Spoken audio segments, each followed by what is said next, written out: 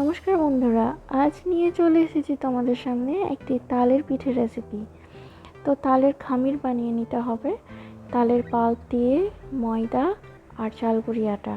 এই যে আমার রাখা আছে, পুর তৈরি করা আছে, নারকেলের পুর, নারকেল আর গুড় দিয়ে।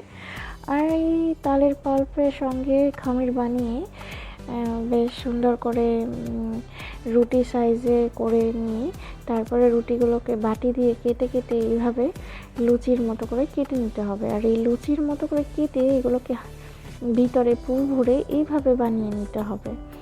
তো ভিতরে পুর ভরে এগুলোকে সিমের আকৃতির আমি করেছি। এই পিঠেটি বীরভূম জেলায় সিম পিঠা নামে পরিচিত।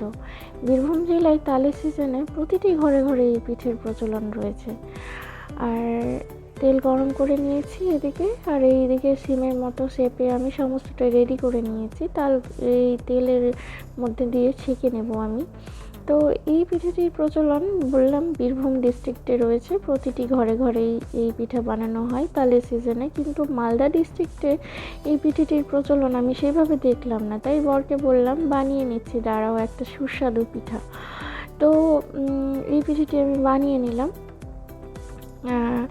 তা পিঠেটি কেমন হয়, বাইরে থেকে ভীষণ ক্রাঞ্চি আর ভিতর থেকে জুসি। যেহেতু ভিতরে একটা সুন্দর পুর ভরা হচ্ছে, তাই খেতে খুব সুস্বাদু লাগে। তালের বড়ার থেকে একটু ভিন্ন স্বাদের এই পিঠেটি ভীষণ ভালো লাগে। তোমরাও বানিয়ে নিও বন্ধুরা, এই পিঠেটি খেতে কিন্তু খুব সুস্বাদু হয়।